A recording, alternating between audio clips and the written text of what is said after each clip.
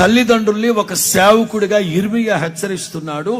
మీ పసిపిల్లలు సొమ్మసిల్లకుండా, మీ యవనస్తులు బలహీనులు కాకుండా, ప్రగతి పదంలో వాళ్ళు కోరుకున్న రేవు వెళ్ళి చేరాలంటే రేయి మొదటి జామున మీరేం చేయాలట? మీ పసిపిల్లల కోసం మొరపెట్టండి.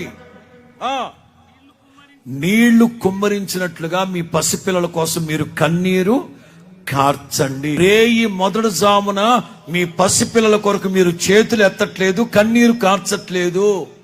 యవనస్తులు ఎంతగా ముందుకు వెళదాం అనుకున్న తల్లిదండ్రుల యొక్క ప్రోత్సాహం, తల్లిదండ్రుల యొక్క ప్రార్థన వాళ్ళ మీద ఎంతగానో ప్రభావితం అవుతుంది.